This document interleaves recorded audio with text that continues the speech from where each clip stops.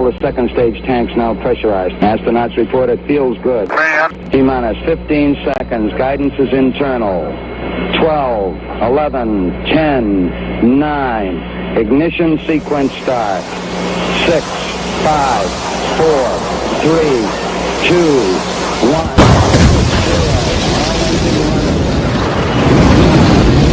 Like a furry torpedo to the jugular. This is Honey Badger Radio. Radio with bite.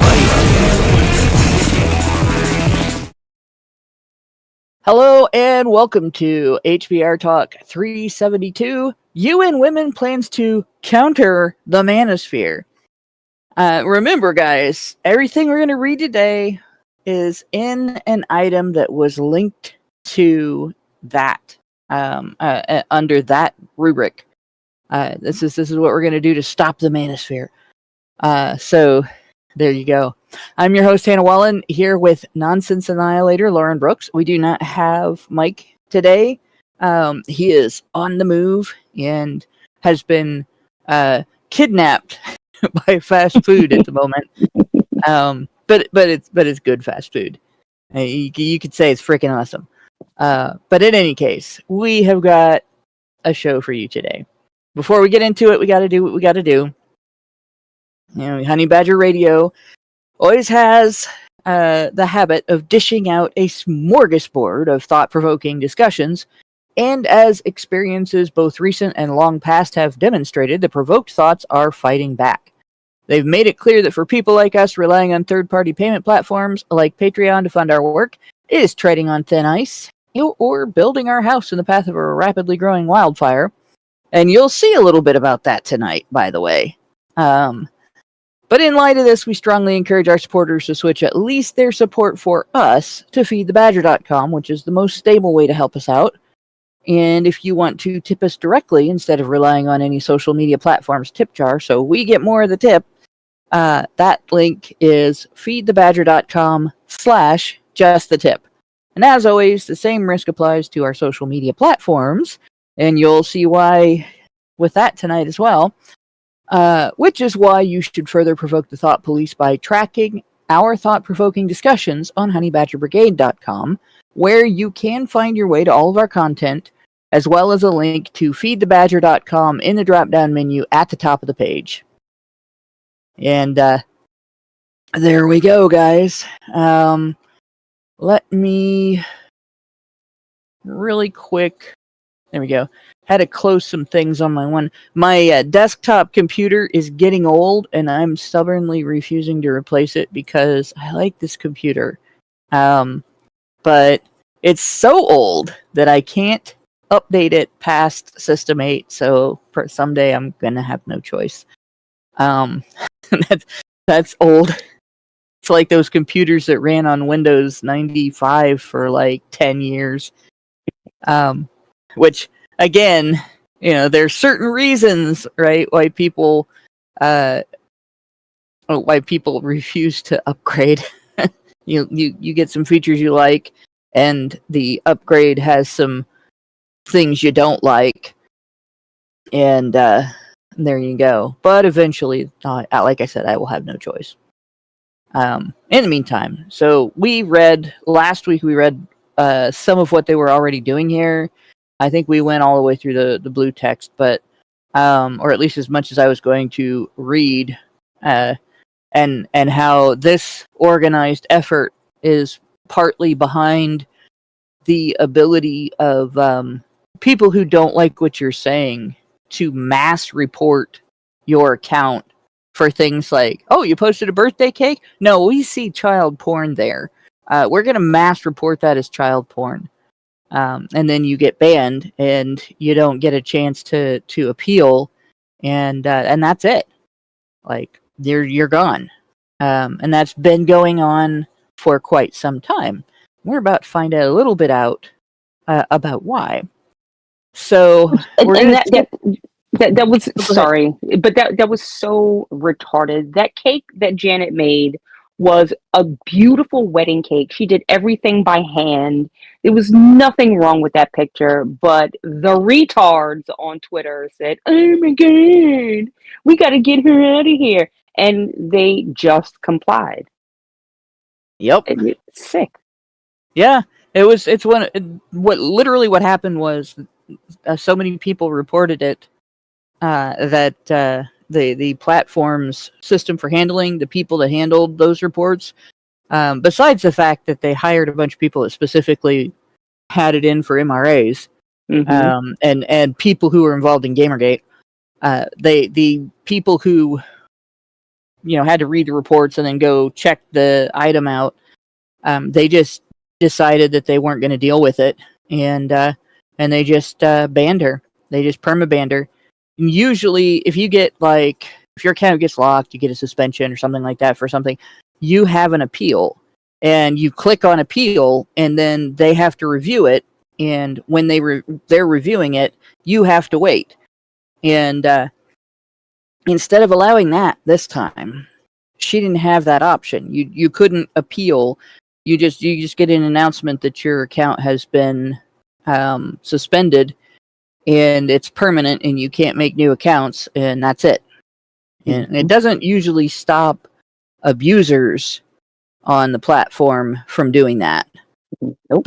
But she ended up with other reasons why she couldn't come back, and that was that. We pretty much lost an advocate, and that was the start of it. So yeah. No, the cake didn't say replacement theory on it, Gin Bottle. In fact, at that time, we weren't even talking about that. The big sin would have been if it said Gamergate. Hashtag Gamergate. That would have pissed them all off. Yeah, that was pre-Gamergate, and I have to credit Janet for even me bringing me into or roping me in. I don't know if it was necessarily her fault per se, but her voice was one of the first voices that I ever saw online talking about women against feminism, and that hashtag blew up in part because of her, and so shout out to Janet Bloomfield wherever you are on this lovely blue ball that we like to call Earth, and we miss you very much. She was a juggernaut for the movement. It was really nice having her involved. But in any case, like I said, this kind of stuff has been going on for a while. It was,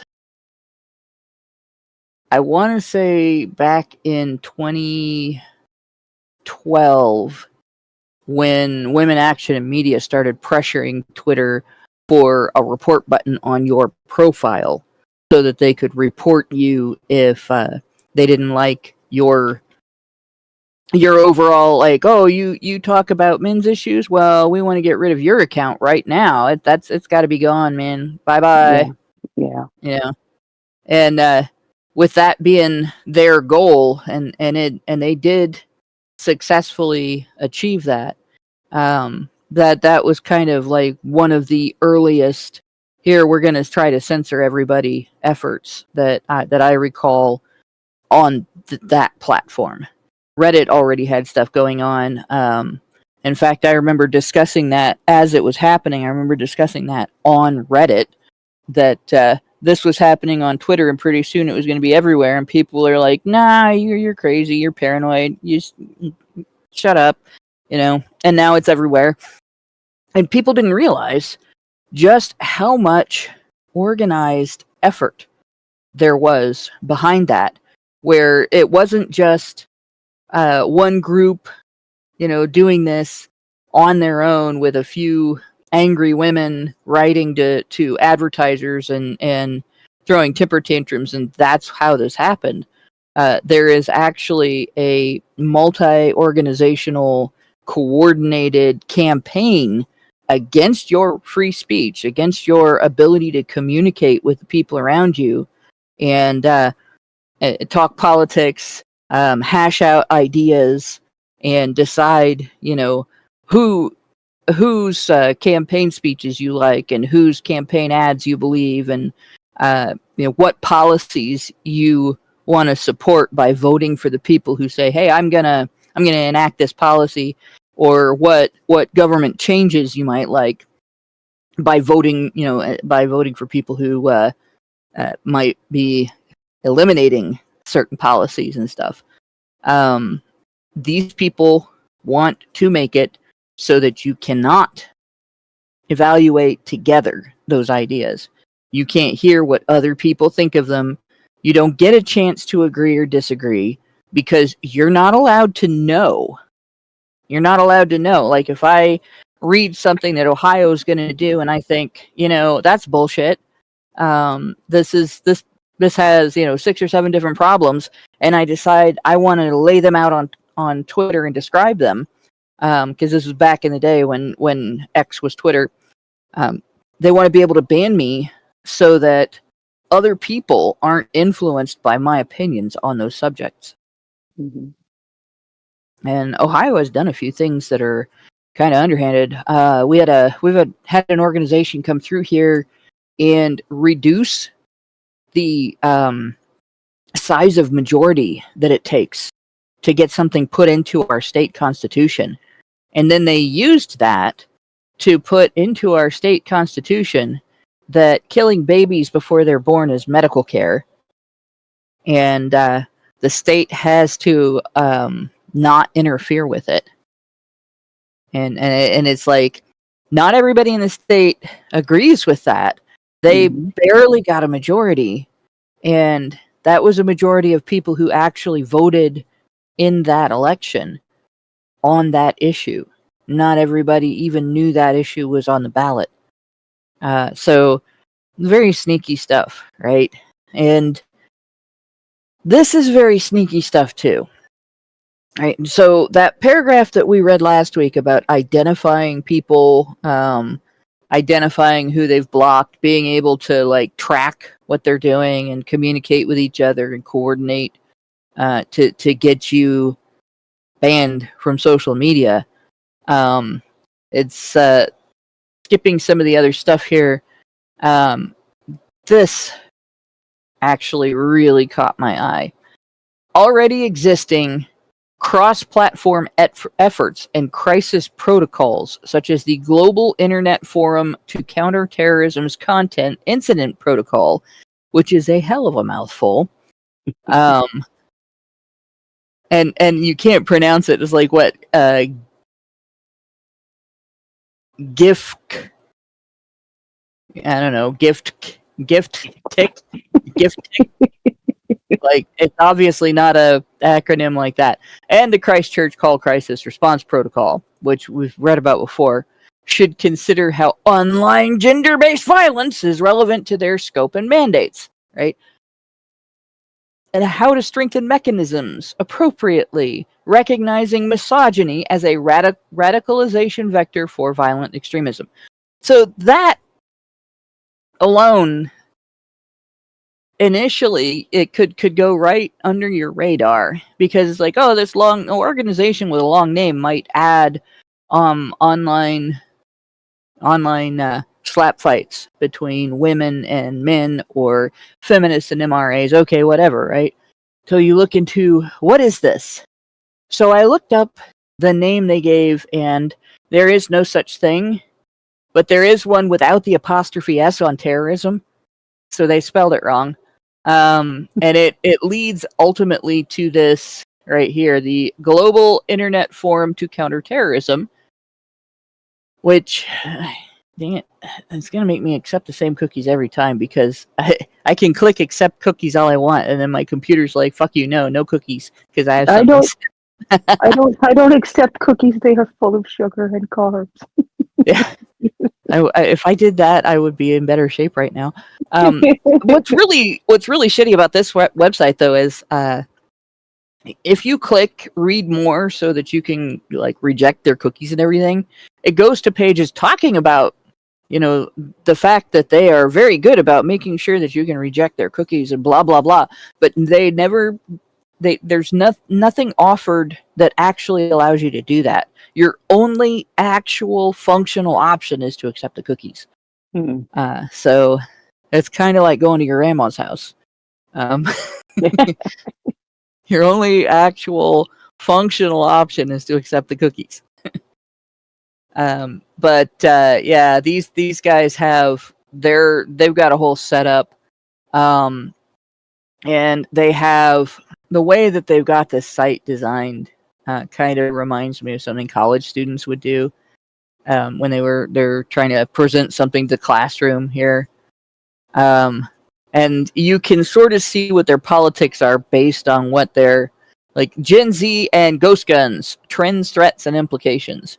So the fact that people can now have guns that essentially you really have a much harder time keeping people from keeping the public from having access to weapons of self-defense and stuff. You really can't eliminate so-called ghost guns. They're going to try, right? They're going to do everything they possibly can to get rid of these. But the reality is that they're really trying to use a bucket to clear out a flood in doing that. And so they're panicking over it, and they're writing all these articles about, how terrible it is that people can bypass government systems and get guns anyway. So that's definitely a left-wing view. And they have more like this virtual worlds, real threats, violent extremist exploitation of robots and wilder gaming ecosystems. So people playing video games online are a threat now.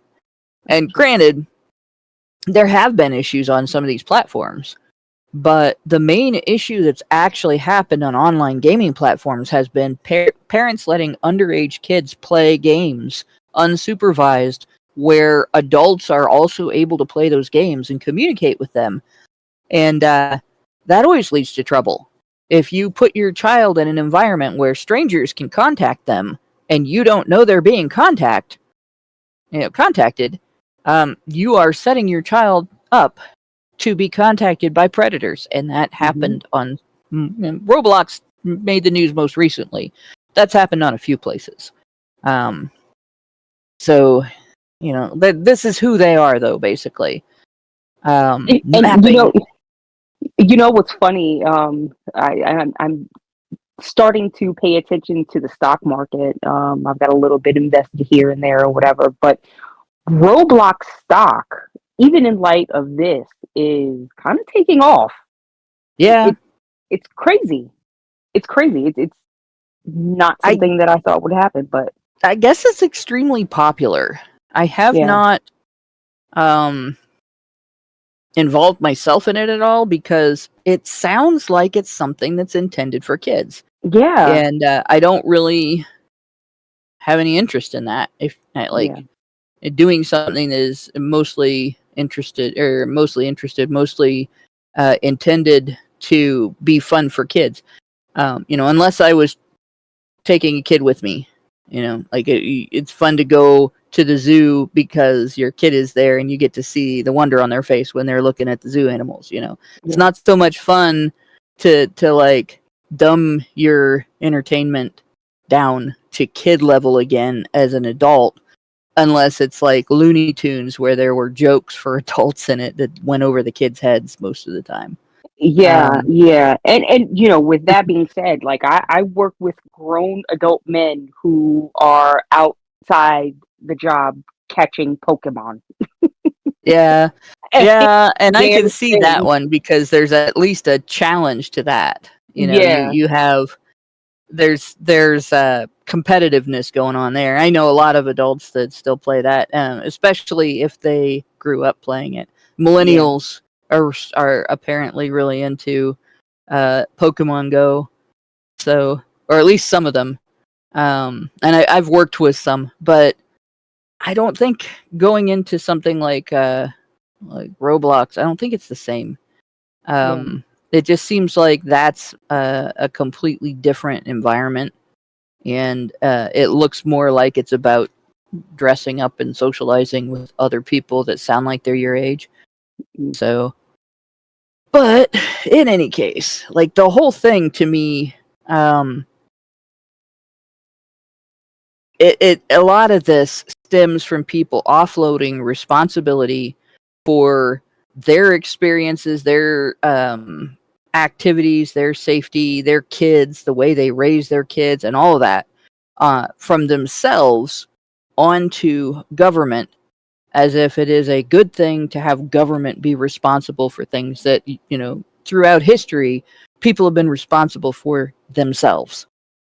Like making sure other adults are not talking to your child without your permission and are not exploiting your child, doing harm to your child.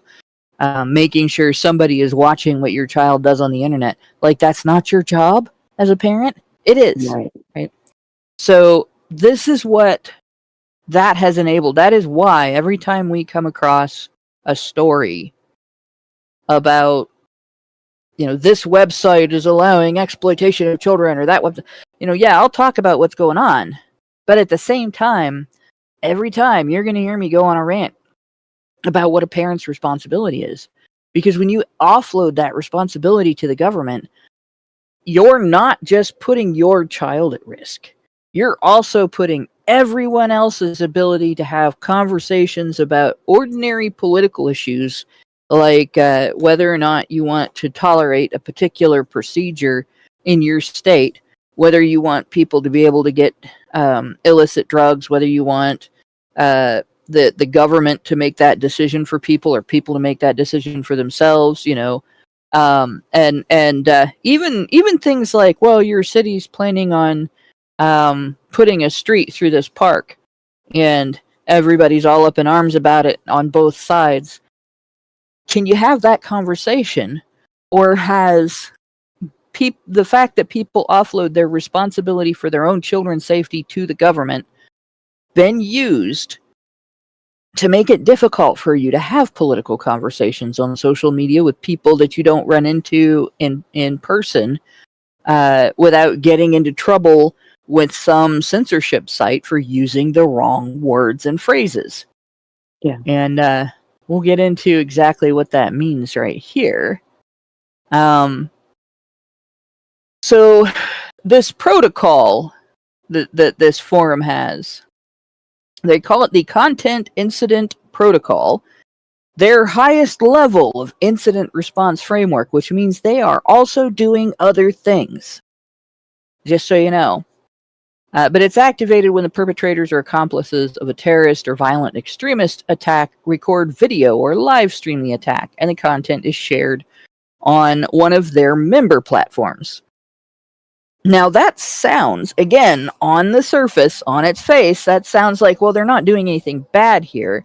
They're tracking and identifying, who's sharing these violent attacks, who's streaming that they're shooting people and stuff like that.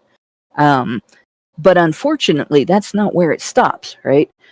They are then supporting these members, which they're contributing.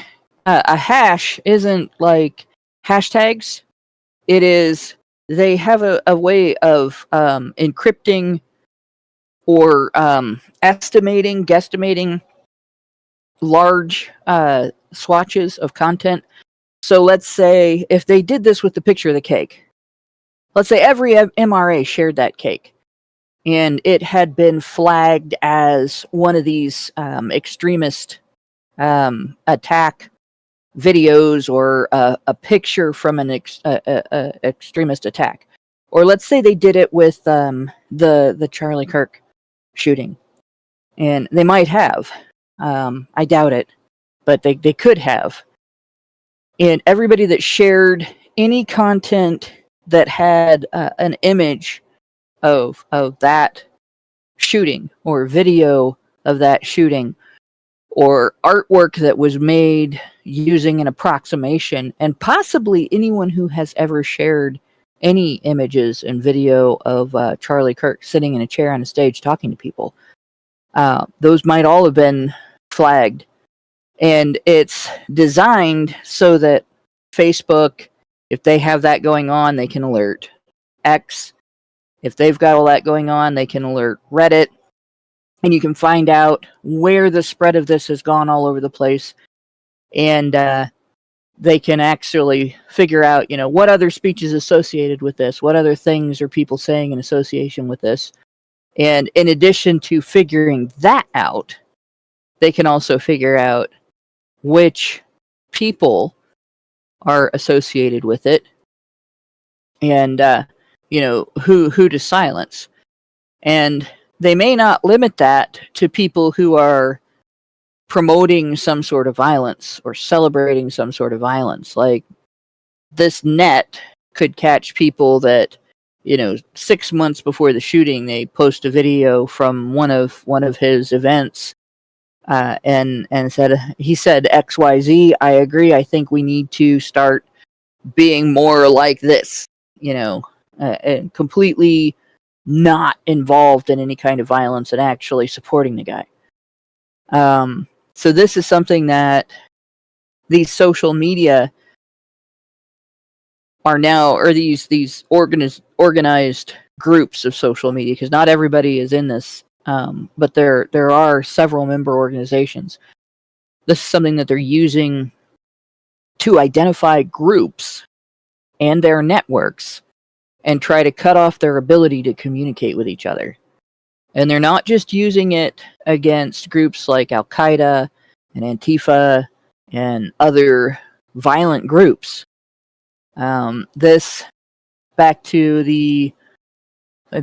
this to be used to identify people who say things that feminists consider misogynistic. So they want that protocol activated toward, say, somebody who says women shouldn't vote, even if they're joking. They want it to be used to shut up anybody who suggests that the Violence Against Women Act should be repealed and replaced with a gender-neutral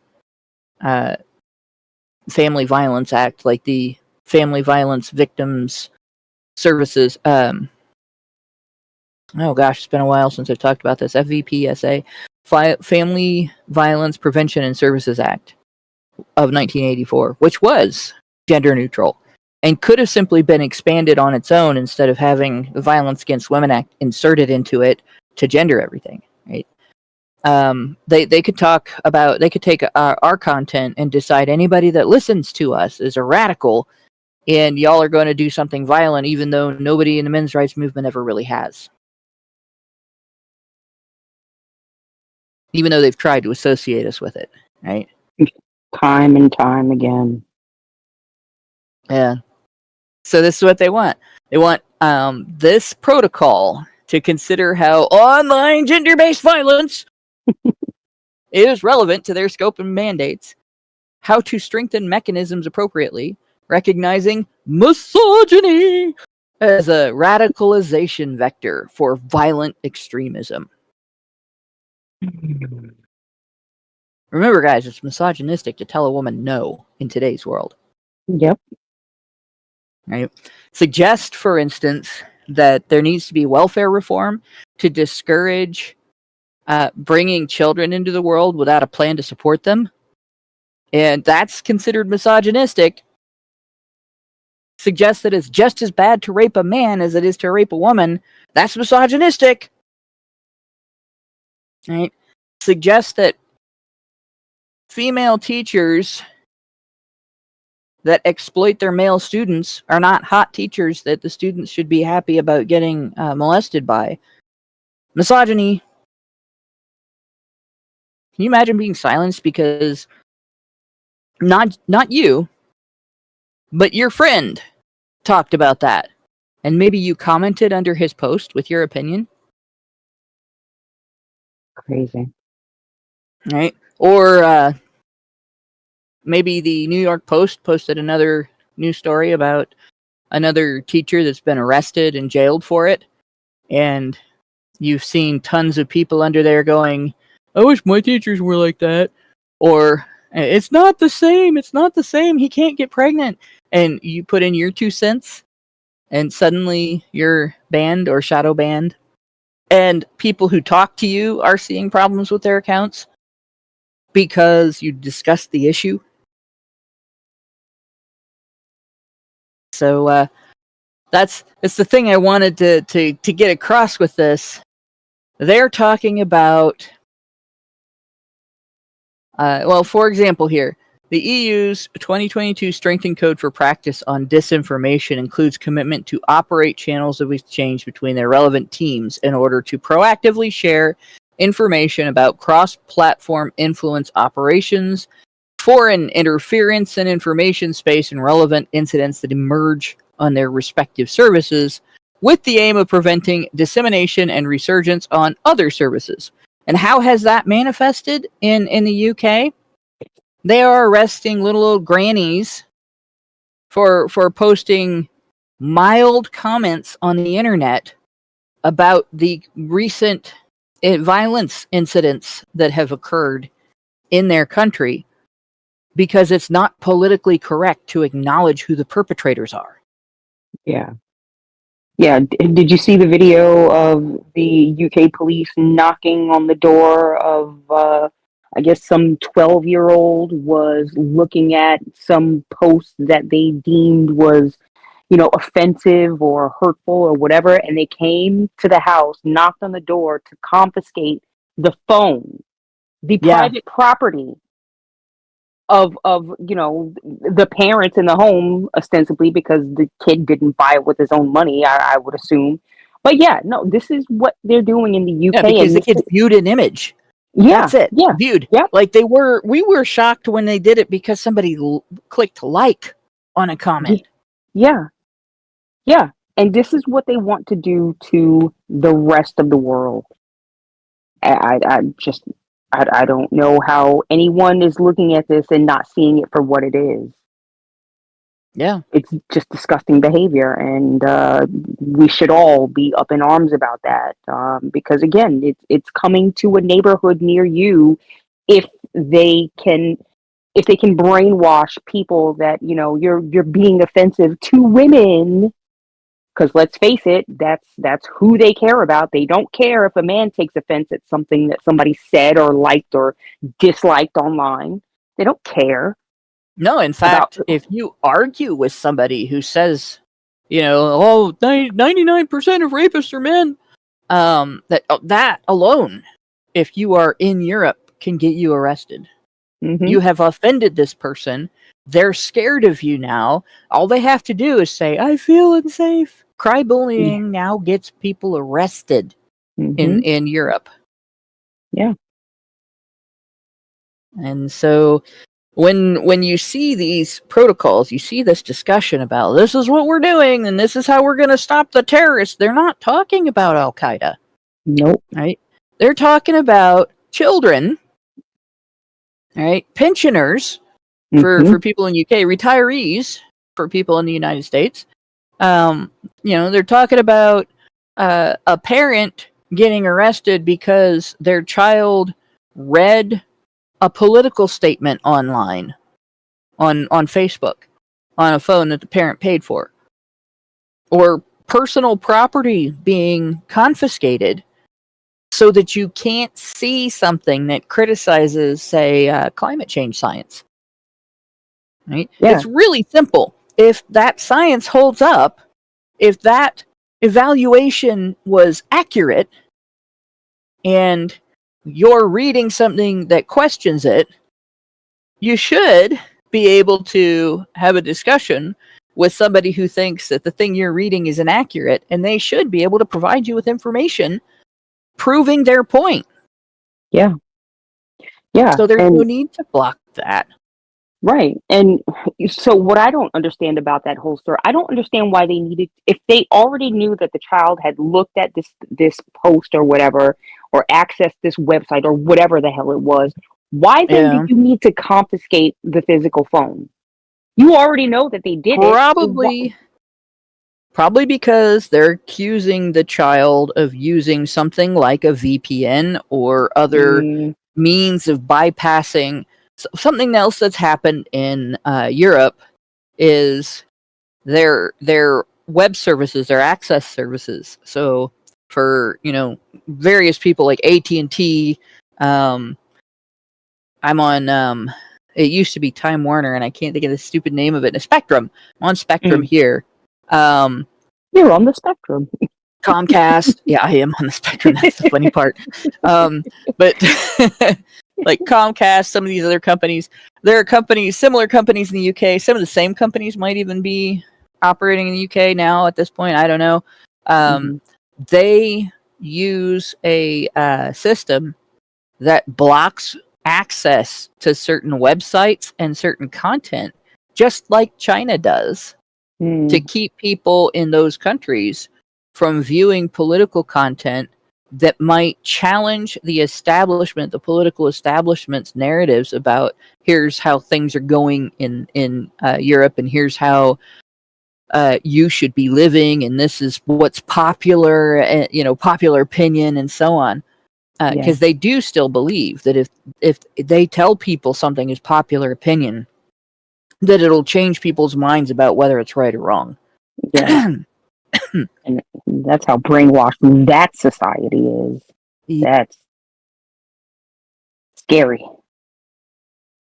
And so now they have this system where if you go to Facebook, for instance, and something is posted on Facebook that isn't visible in your country, and you use a VPN to view it, and they have to leave it visible in the US, but in your country it's deemed misogyny, and so you're not allowed to see it. Facebook can then alert the authorities, and Reddit, X, YouTube, all the different platforms that you might be using, and suggest that you shouldn't have access to those platforms because you're bypassing the safety protocols that keep you from seeing misogynistic content that, might make you radicalized and cause you to go stabby and all that crap. Even though the people doing that are not doing that because they saw some post on Facebook about women and making sandwiches. Yeah. It makes me want to go stabby, but for a completely different reason. Yeah, I'm better at jabberjaw than stabby. I prefer to this is why this is such a big threat to me, because I don't want to be the person going out into the streets with torches and pitchforks. I want to be the person with the poison pen. Yeah. Aimed directly at the enemy. And in my situation, the enemy is anyone who says that your sex is a valid reason, or your race is a valid reason to discriminate against you as a means of getting one's own back for another group that is claimed to be oppressed in the past, or modern oppression. The enemy is anyone who says you can't make your own decisions, you can't evaluate information on your own, you have to do what you're told, and you have to believe what you're told to believe. That's the enemy. And you can't destroy that. You can destroy that enemy with a big enough army, but you can't destroy that enemy by throwing temper tantrums in the street alone. You have to be able to communicate with each other and get more people on board with, let's vote for somebody else because these people are crazy. Yeah. So that's why they want speech to be limited. They don't want to lose their power. Prometheus just gave us $2 on. Oh no, that's $20 on Rumble. Thank you. No, it wasn't Prometheus either. It's Occupant 42. Just gave us $20 on that. That came up on my screen in this weird combination of magenta and mauve. So 2 different colors of purplish pink with fluorescent blue and green imagery and white lettering, and it's literally standing out from my screen. It looks like it's an inch in front of my screen because my eyesight is fucked up. Why did they do that to me?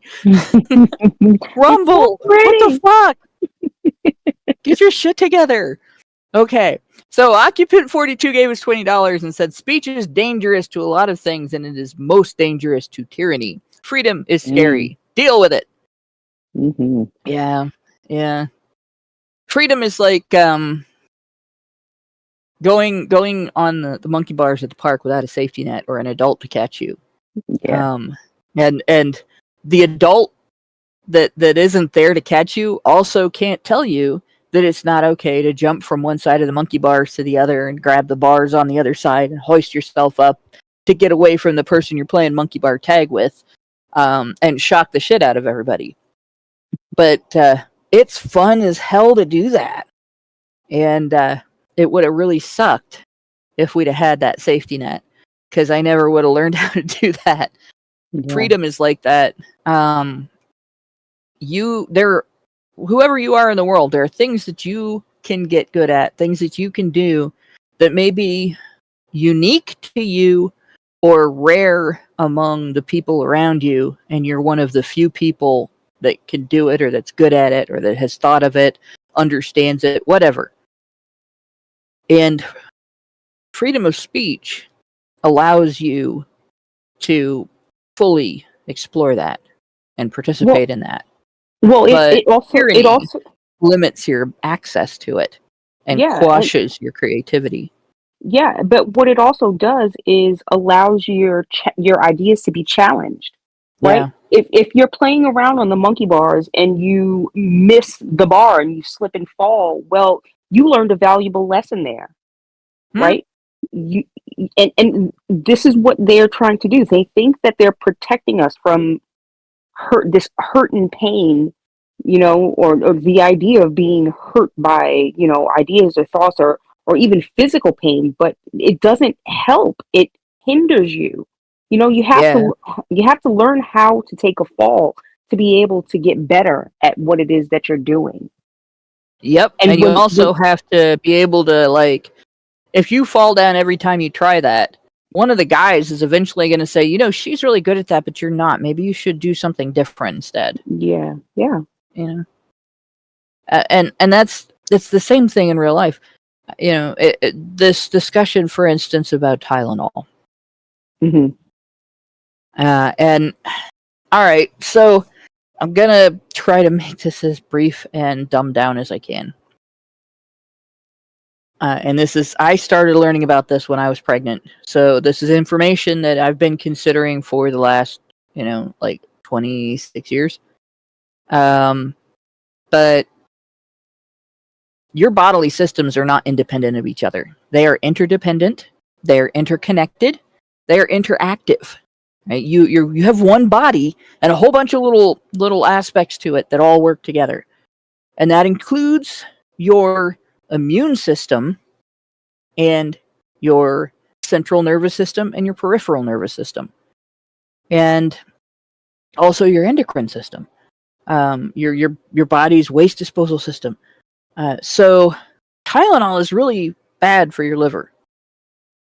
Your liver and your kidneys have to process that out every time you take it. They do that with every drug you take. Mm-hmm. And even though it's considered like one of the most harmful drugs on the market, it is still not food. Mm-hmm. You're not using the whole thing up and applying it to your bodily systems and then producing weight and waste and turning that into something and getting rid of it. Part of that has to just be processed out. It has an effect on your bodily systems, your cells, and then it continues through your bloodstream and gets filtered out by your endocrine system. It's not food. And most drugs are like that. Aside from supplements that are nutritional supplements, that's how they operate. You're not building new cells out of them like you do with your food. They're affecting your cells, and then they're being flushed out of your system, and your liver and your kidneys have to do that job, right? And at the same time, these specific effects they're having, different things like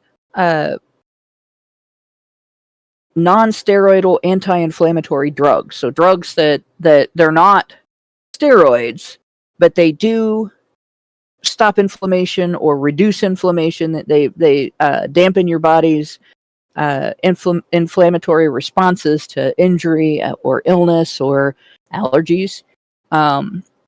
They all have an effect on your brain.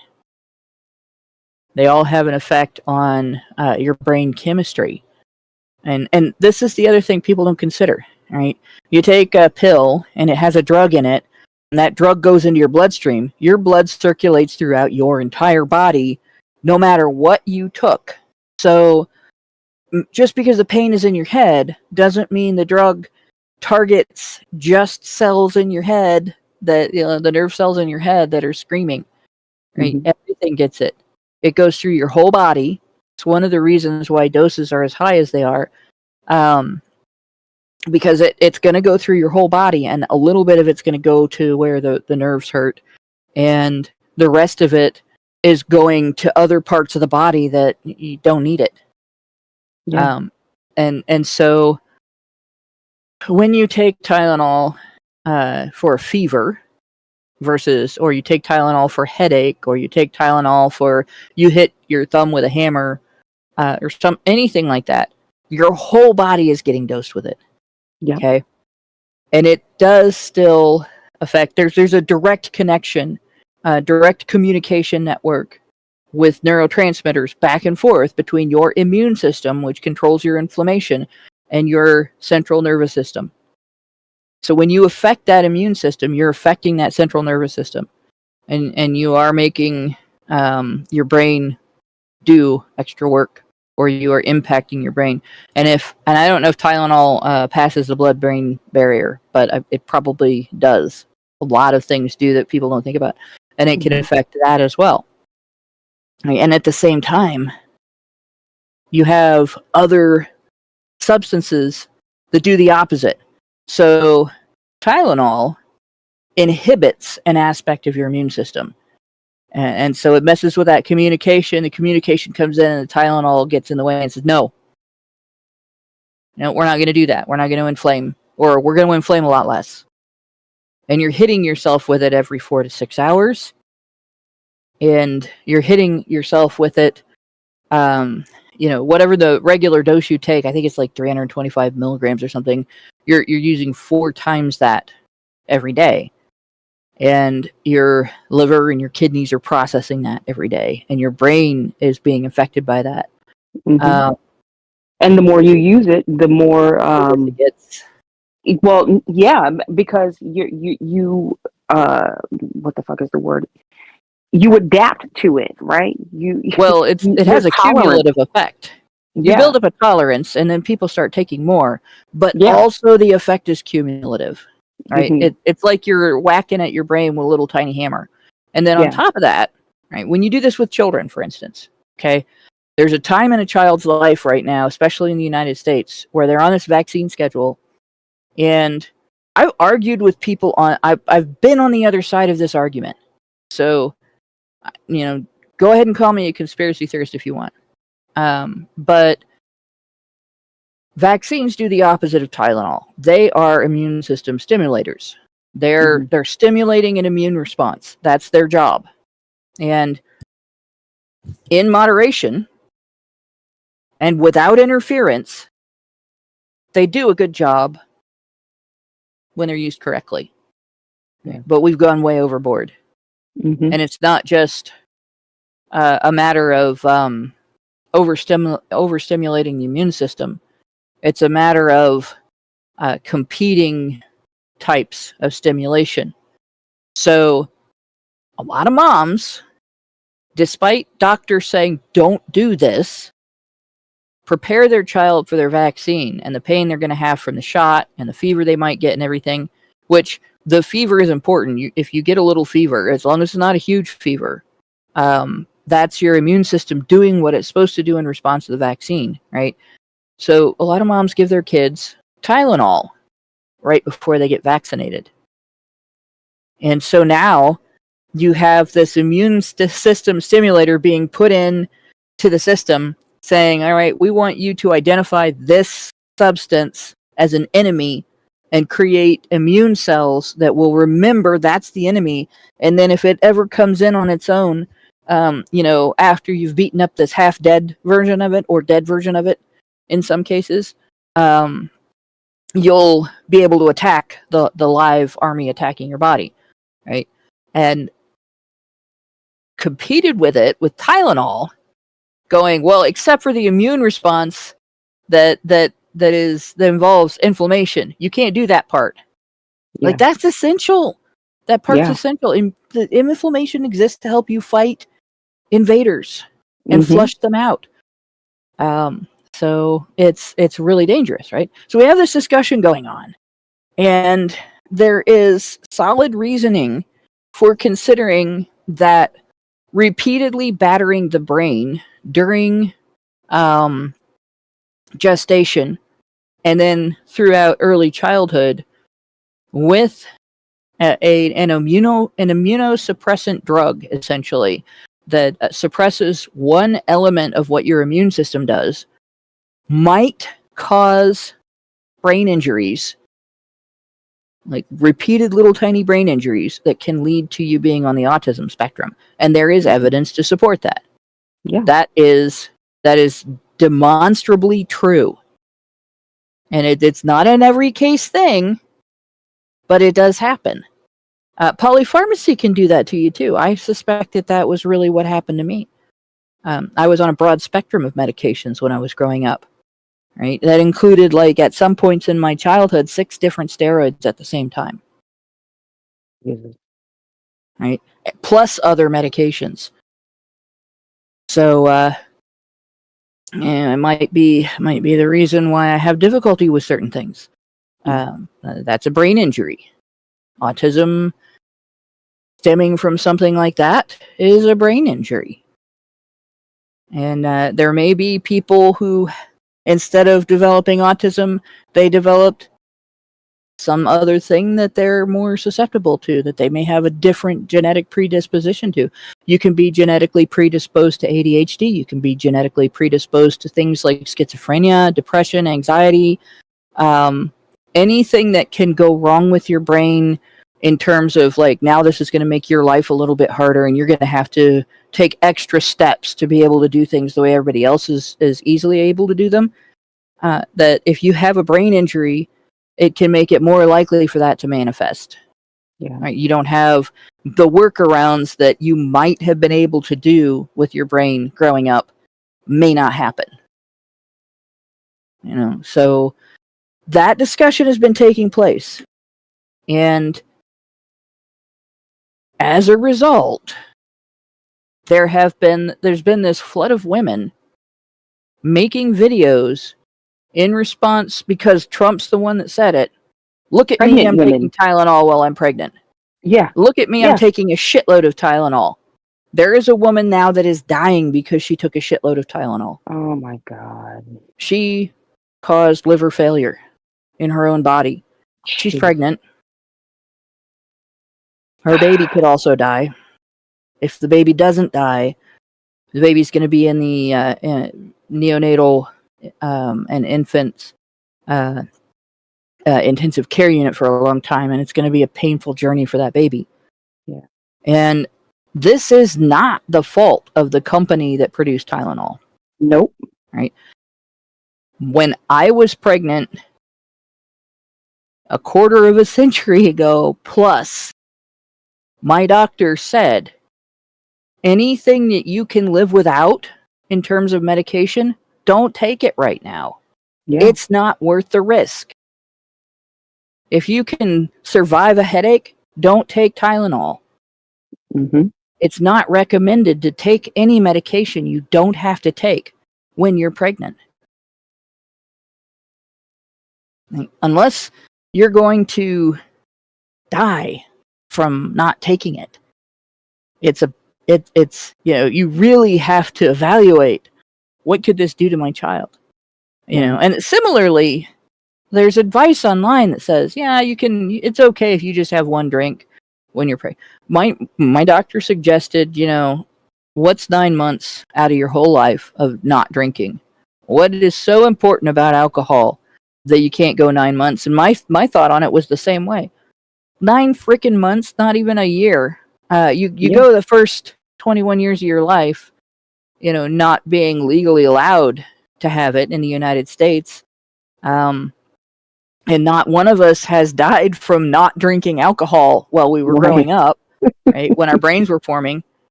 They probably should change that to 25, because then your brain's done reaching its full potential in terms of physical development. Yeah. I had a good doctor. A good doctor tells you shit like it is. A good doctor does not hedge on stuff like that. It says it would be better if you can do without this. It would be better if you did. And you really have to consider everything that you swallow and your body processes and gets into your bloodstream is going to get into the system that feeds your baby. Mm-hmm. And so I didn't take anything I didn't have to. I didn't even drink coffee when I was pregnant because I didn't want to affect. You don't know what caffeine does to the fetus. Yeah. Right? If you're growing a human being and you want to give that human being the best possible start in life, you don't take stupid chances. Yeah. But that is the way certain political outlooks respond. Like, fuck you, I'm going to do this, I'm going to do what I want, and I don't care about the potential risk to the baby. That's the way that they responded. Mm-hmm. Now, imagine how much worse that has to be in an environment where Trump's political opponents can delete all of the Tylenol's comments on X for the last 10 years where they said some variation on, we do not recommend using our products, any of our products, while you're pregnant. Because they did. And I've seen some of those, like the direct tweets, not the screenshots of those tweets. Mm-hmm. Like, imagine if that could be quashed. Imagine if that video of the nurse describing this is what's going on with this woman, who she didn't identify. So for anybody going, oh, she's violated HIPAA. No, she hasn't, because she didn't say who the woman was. But imagine if that was quashed and more people did that because people couldn't see this is the consequence of doing that. Maybe you shouldn't try it. Mm-hmm. So this strengthened code of practice on disinformation, allowing Facebook and X and Reddit to communicate to each other. Well, this is being passed around on our site, and we think these people are terrorists because misogyny, or they said something that goes against our establishment ideals. They supported something that Trump said, and so therefore we're going to silence them. That's who's under attack. Is people who might say, "Hey, cool it a little bit on the Tylenol because this woman's going to die now." Yeah. That she took. They don't recommend using more than like 3,000 milligrams a day or micrograms, whatever the measurement is in their pills. So I think an extra strength Tylenol is 500. And if you take one of those every 6 hours, that's 4 pills in a day. That's 2,000. So it's not much above a daily maximum dose what you would get if you just took one extra strength Tylenol every day, or every 4 hours. They don't recommend more than 2 extra pills essentially a day if you're even under your worst circumstances with that. And before anybody's like, well, this woman must have taken an exceptional amount. Maybe she did, but annually there are hundreds of people that end up in the hospital with toxicity from this because they have eaten these pills like candy without following the manufacturer's instructions. Yeah. And there are people who die every year from this too. Yeah, and everybody's body is different, that people don't take that into account. They don't think about that. Right. Yeah. And it's I've never I've been fortunate enough in my life where I don't get headaches. I just don't. I can't even tell you the last time I had a headache that was so bad that I didn't just drink a bunch of water and I was fine, you know, an hour or so later. Well, 9 times out of 10, when you have a headache, that's the problem, is you're dehydrated. Right. But no, we are. We need that instant gratification, right? We need the instant. Oh, I'll just take this pill. I'll just take this, and it'll make me feel better right away. Instead of just toughing it out and saying, well, maybe I just want to not put any kind of strange things into my body. Maybe I just need to drink some water. Maybe I need to just go for a walk and get up off the couch or whatever. We are, and this is kind of one of the issues that I have with the medical industry itself. It's they prescribe things because they want patients. They want repeat customers. And granted, there are medicines and there are things that are necessary for people to take to, relieve symptoms. And I'm taking one now. I have eczema. Every 2 weeks, I have to take a shot of Dupixent. It's painful as hell. I hate it every single time I have to do it. But if I'm listening to my doctor, I'll be on this thing for life. Whereas I know in my mind, if I make radical changes to my diet, radical changes to my lifestyle, I won't have to go through that. I know that is the case. Yep. I know it, right? But I'm lazy. You know what I mean? I like to live a life of convenience, right? I like to drink alcohol, so putting that down is it's not that I can't do it, but I could just take this shot every 2 weeks and I won't break out in these itchy rashes, So it's mind over matter. In a lot of cases that people really don't want to admit to, right? It's just like with Ozempic, right? Your body naturally makes GLP-1. Yep. But no, what are we doing? We're telling people, look, but all you have to do is take this shot, this $1,500 shot every week or 2 weeks or whatever it is, and you'll be skinny. You might have a host of other health problems that cascade down from doing that, right? If you stop taking it, you will gain the weight back, not immediately, but indefinitely. You definitely will gain that weight back, but we are a society that is trained to be living in this life of convenience.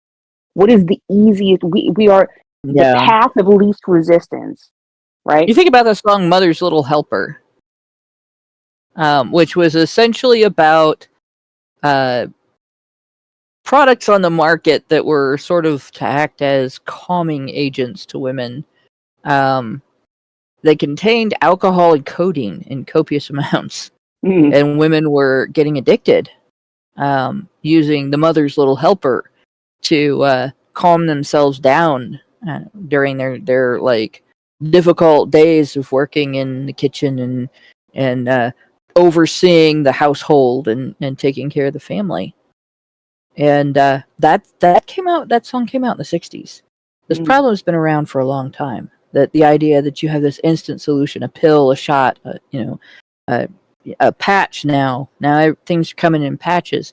Sometimes that's better because it's going directly to the spot. Like if you have an area that has chronic pain and you need to be able to do work and you need the pain to not be happening so you can do work, instead of taking an aspirin or ibuprofen or Tylenol or naproxen or whatever, you wear a lidocaine patch. And lidocaine is one of those, like, everybody's like, oh, lidocaine's harmless, right? It's in tanning, or not tanning, but sunburn cream. It's the CAINE at the end should tell you something, right? Guess where it comes from? Guess what plant it comes from? Oh, cocaine? Yes, the same plant that cocaine comes from. Novocaine, lidocaine, and there's another drug, and I can't think of the name of it. But they all come from that plant. Lidocaine's the safest one of the bunch. And then you're not probably going to get addicted from wearing a pain patch every day. But that's what your body is processing when you're using those. Yeah. And I've had to deal with this too, right? I got a medical DNA test trying to figure out why I have chronic pain. And it came back with a whole bunch of stuff. And one of the things that it came back with was that there's a predisposition in my genetic heritage to my kidneys not being so great. Like, I got that piece of information, and that was like, I instantly, the first decision I made was, well, I'm going to have to deal with pain now because I'm not taking any more ibuprofen. Mm-hmm. And no more, because that stuff's really rough on your kidneys, rough on your liver too. No more alcohol for me. So it's not really important for me to drink that. There's a lot of other things that are important, foods that are nutritious, and some of those can be hard on your kidneys too, but you need the nutrients. And if I'm going to cut something out, it's going to be the thing I don't really need to use. Right? Yeah. So there's a bunch of things I don't do anymore, and a huge intake of water, as opposed to just drinking when I feel thirsty. As a result of that, big changes. But these are things that you decide because the information is available to you, and you have the right to evaluate it, and you can talk to your doctor about it, and your doctor isn't prevented from talking with you about your other options, as opposed to let's fire off an instant pill, right? You could choose to take a pill for this, or we can make these radical dietary and exercise changes. And if those don't work and you're really suffering, then you can consider the pill again. And that's kind of the way that I do things. And because I have weaknesses that if I just rely on medication, I have no idea how much damage was already done during my childhood when I was just inundated with all kinds of chemicals. But I know that other members of my family in that genetic line have had kidney failure in their old age, which that age range in that branch of the family for me starts in about 7 years.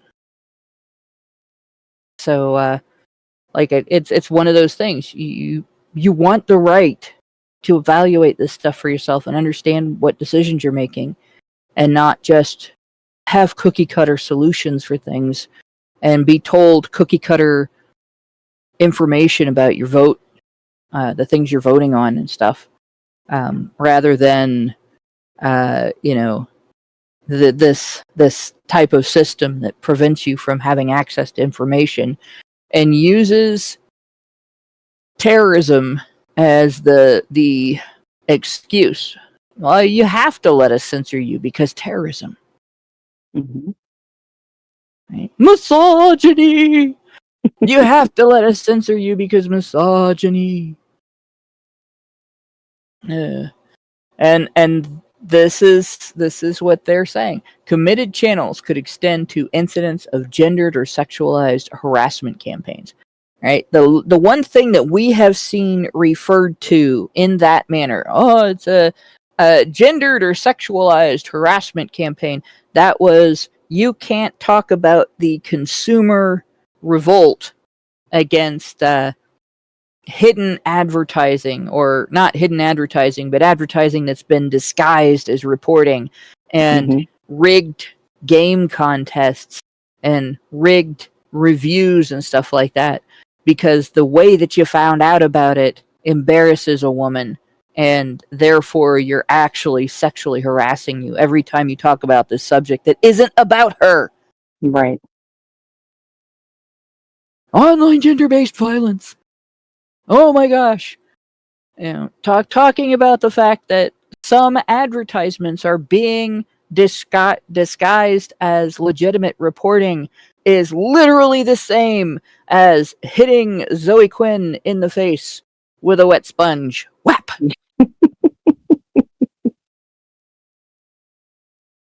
You guys thought I was going to say something else, didn't you?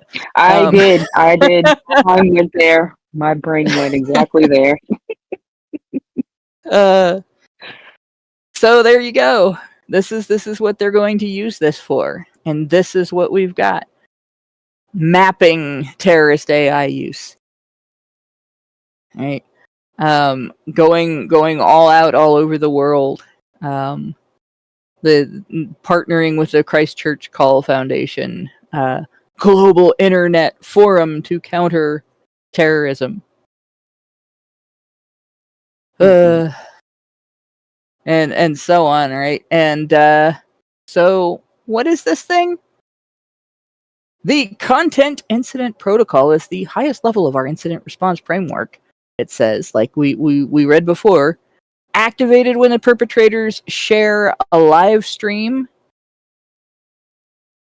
What are we doing right now? Sharing a live stream. No, there's no attack going on, right?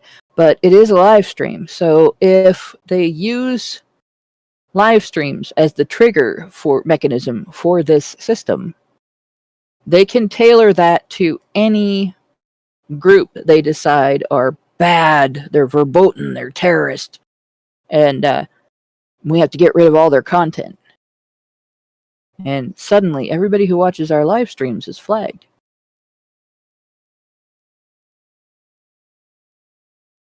Everybody who shares them on other social media. So, for instance, we're streaming on YouTube, we're streaming on Rumble, we're streaming on Facebook, I believe. We're streaming on X right now. Got a couple of other places that we stream, but it's also possible there's like dozens of little social media sites that aren't hugely popular, but maybe have niche groups of people involved in them.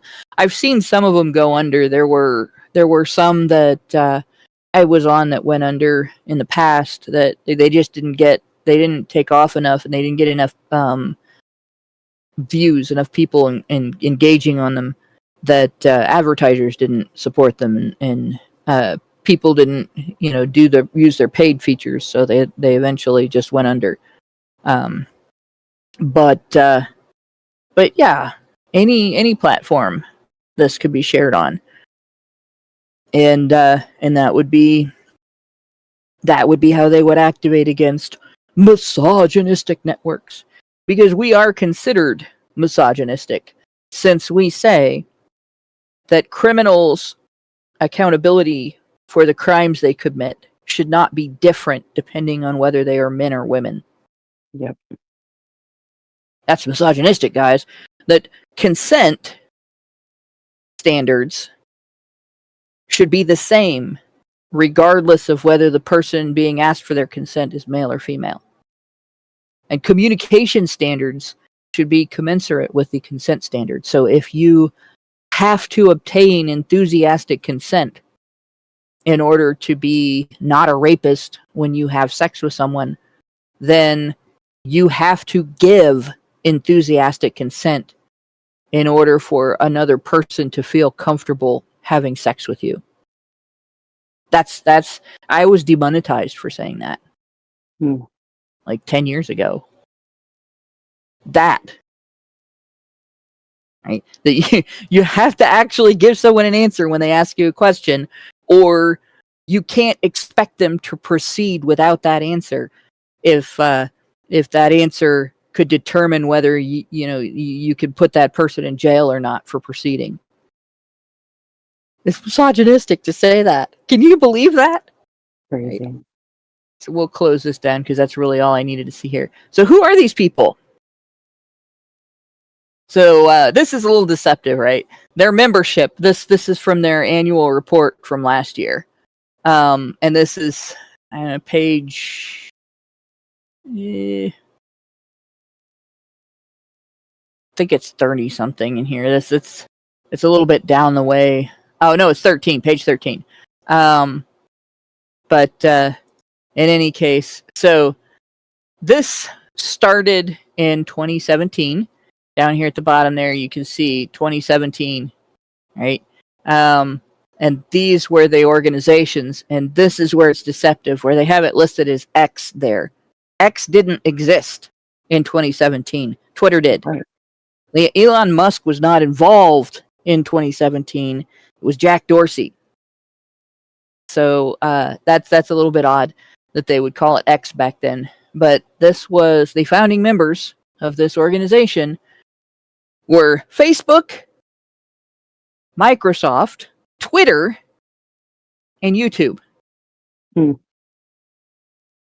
Who like, so Bill Gates, Zuckerberg, Dorsey, and whoever was running YouTube, which Google basically, but whoever was running YouTube in 2017. 2017, the year after Trump had his, this was the second year of Trump's presidency, when they were all panicking, right?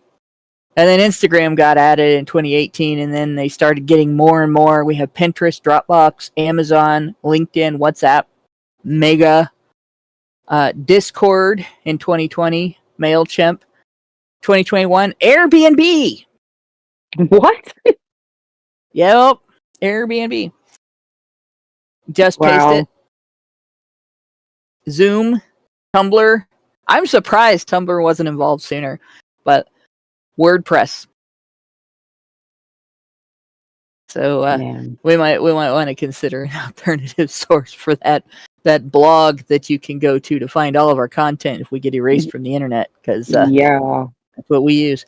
Clubhouse in 2022, Giphy, Google, the whole company, and Niantic, and then in 2023, BitChute, which was supposed to be an anti-censorship alternative to YouTube when it first came around.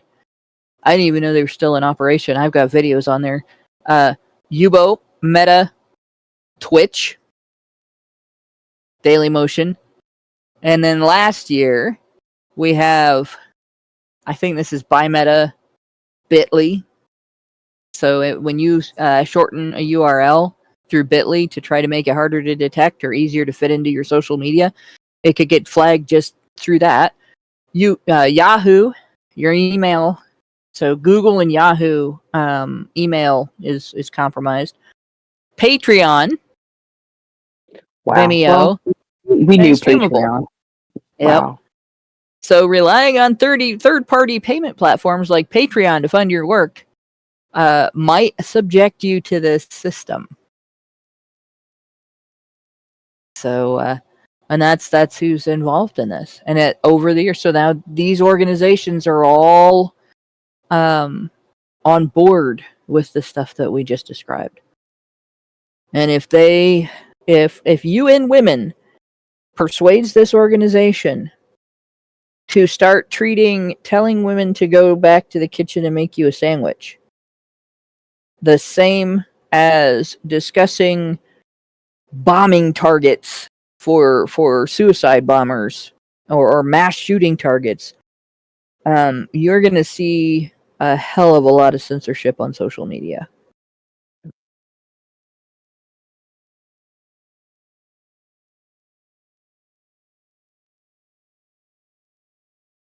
And the way that they describe this, let's see if there we go. All right. So most of these are social media, right?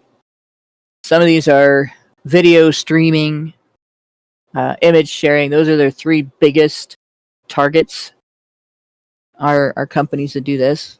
Now, the reason the huge amount of it is social media, almost all the companies are either social media sites or sites that allow use of the site as a social media site in addition to whatever else it does. Video streaming, a lot of social media sites are allowing that now. Image sharing, a lot of social media sites are allowing that now. So these 12 and 12 here are probably almost entirely included in this 16. But there's some other things here that are a bit disturbing. File sharing and cloud services. So, for instance, Google. If you have a Google Drive, and you have things on your Google Drive that are it shouldn't be the only place you store anything that is a political statement. And if you have one, you can always download it and onto something else and save it there as well. It'll compress your files. I have, for instance, any writing that I have put on a Google Drive is backed up somewhere else. So if it gets deleted from that, I still have it. It's not lost forever. But and I actually, before I came on to talk about this, during the last couple weeks, I have gone through and double checked to make sure that everything on my Google Drive has a backup, like a hard copy somewhere. Just because of this, as soon as I started reading about it, like, that's it. Freak the fuck out and start backing everything up so that it can't be taken from me. E-commerce. So what's the big deal about e-commerce? Well, imagine for a minute that your whole living is made as a streamer. It's not the case here. Right? I get some reimbursement that doesn't fully cover my expenses, but it's enough that it doesn't put me out more than I can handle. And among other things, we use the business grade of internet connection here, because if we don't, the stream fails on a regular basis. So that's part of what that goes to is having enough bandwidth that my stream doesn't die. But I've also had to shell out a little bit here and there for bits of research that I've done, and there's other stuff that happens like that. Having to replace equipment, even though I really like what I already have and I don't want to. So I do get a little reimbursement because of that, right? But I don't make my living. I have a job outside of this that's my main job. It pays my rent, my electric bill, all that stuff, and that's good for me, right? But we do know people who have put all of their eggs in the social media basket as influencers. They're either they're streamers, or they're other types of content creators, writers. They have their own websites, some of them, their own news sites. So e-commerce represents payment platforms like Patreon. And if payment platforms get on board with this, and this organization then treats get back in the kitchen and make me a sandwich the same as, hey Joe, let's go use these weapons we have to shoot up a club of this type of people that we don't like, in a DM or something, or organizing a protest where people are going to throw bricks through windows and set neighborhoods on fire. Like that there goes your whole career. Your live stream becomes flagged. Everybody that listens to you starts having problems with their social media, and you're fucked. Yeah. E-commerce, you can't sell your t-shirts, can't sell your mouse pads. Monetization and finance, you can't use Patreon, you can't use Visa, MasterCard, right? Animated image database, right? You can't store your artwork for your streams. You can't store your artwork anywhere. Like, animated image database might be Dropbox. Mm-hmm. So, and one travel marketplace right now, so far, right? Imagine for a minute if every hotel chain signs on to this. And also, Airbnb's already on it. Imagine if every booking site signs on to this.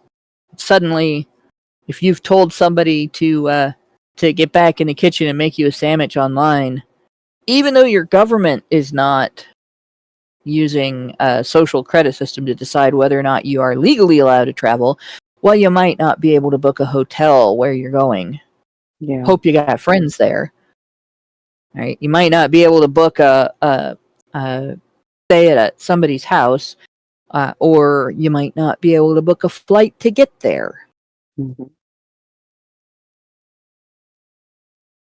So, yeah, this looks small at first. This looks like, oh, it's ridiculous. It's UN women whining about men.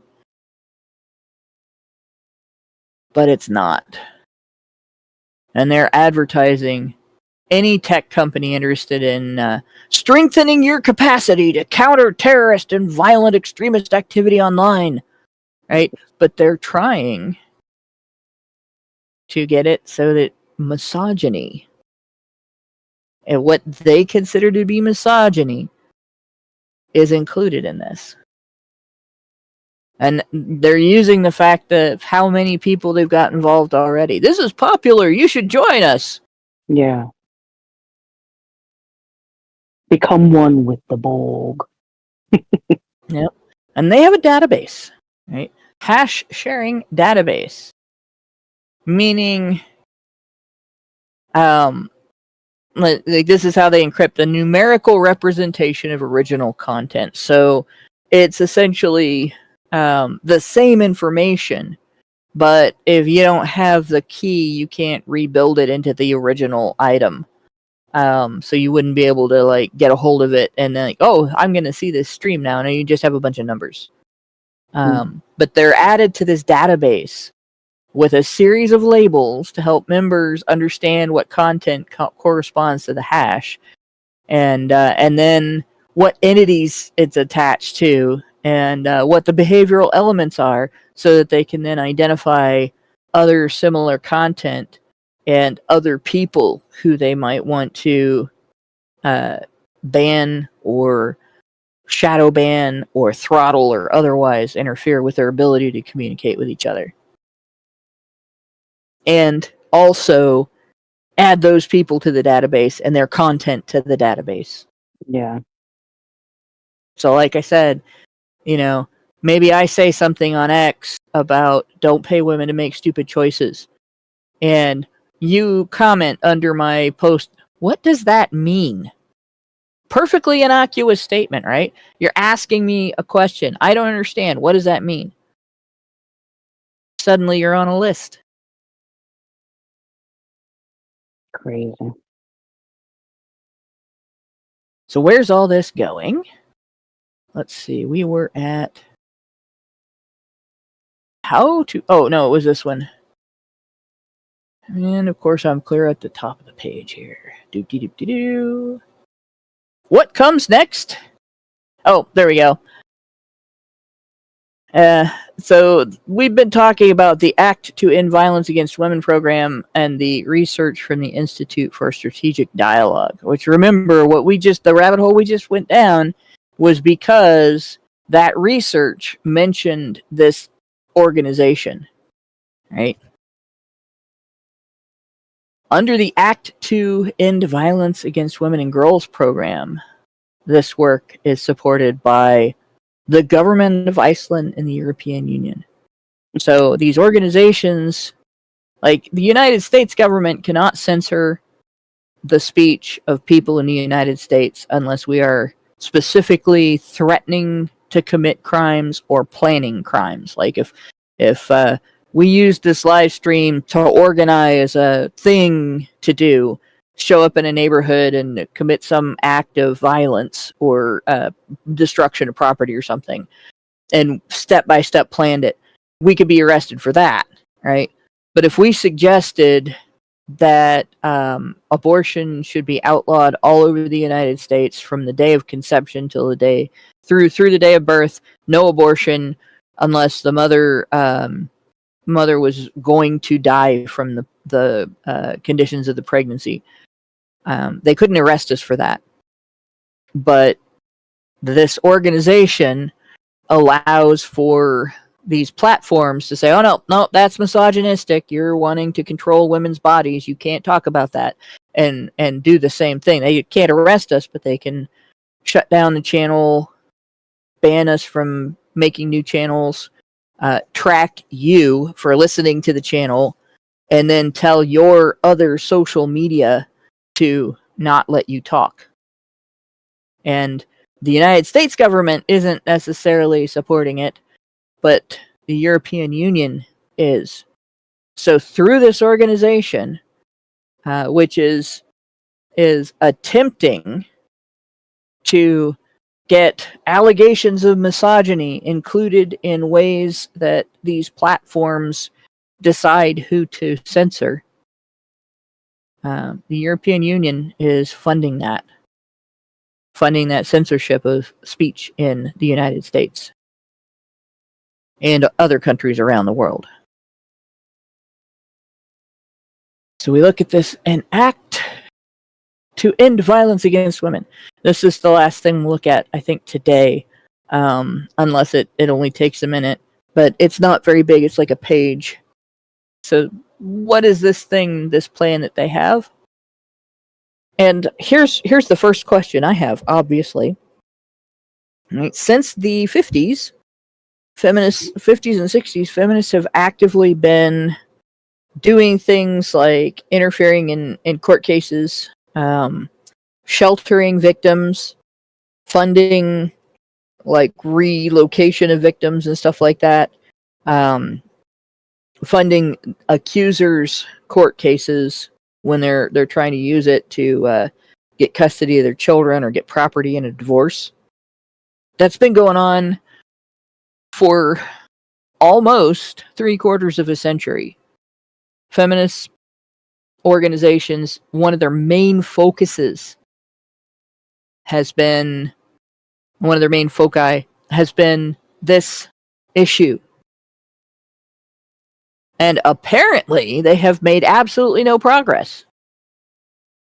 Because now they need a plan to end violence against women and girls. The fuck have they been doing for the last 75 years?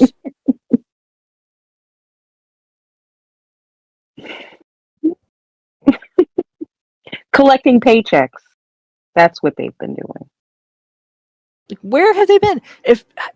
There's a law in every country now, right? That is supposed to address this. There's a whole legal system in place. There's a whole shelter system in place in every first world country.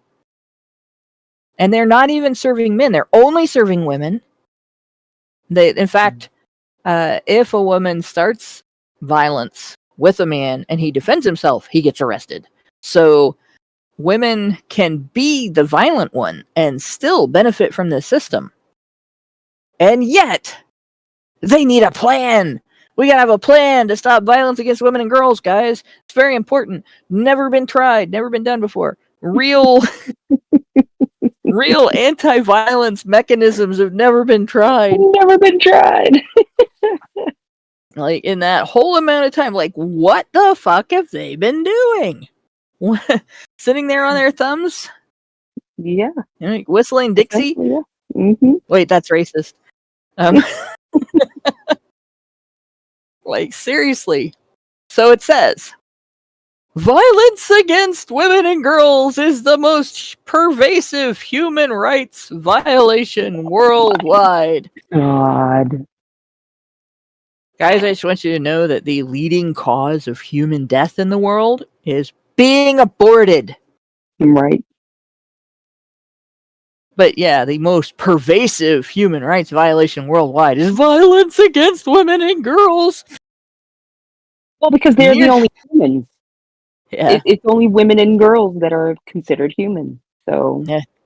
Doesn't matter if it's well, you have to be born to be considered human by these people too. Even though that is true. Your species does not magically change going through the birth canal. Right. Women do not have magic vaginas that suddenly rewrite your DNA.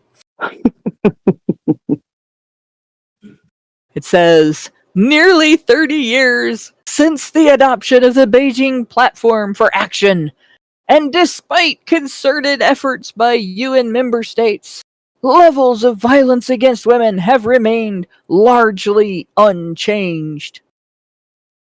God, feminists are inept. You can't do shit. There's apparently no capability. Right? They have all this power, all this influence. They have worldwide organizations, billions of dollars, trillions, even literally from government sources, no less. Law and policy has been changed as a result of their actions. Women all over the world are involved. Men are helping them. Mm-hmm. And they have accomplished, by their own admission, nothing. Nothing! So stupid!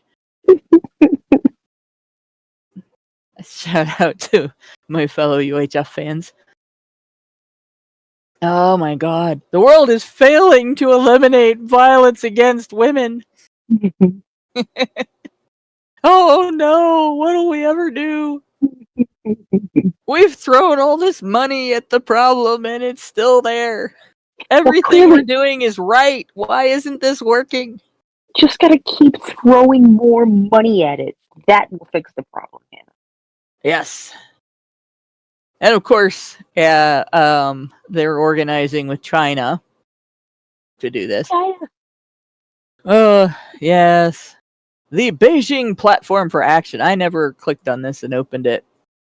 The Declaration and Platform for Action at good grief. Agreed by 189 governments in 1995. So this was the year after the Violence Against Women Act. Wait a minute, 189 189 governments signed on to this. There's only something like 195 countries on the globe. Yeah.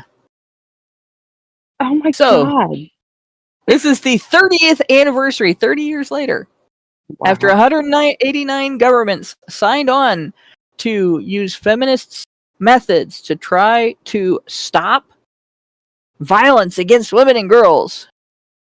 30 years later, according to this organization, this UN Women sub-organization, the Act to End Violence Against Women, they have achieved nothing.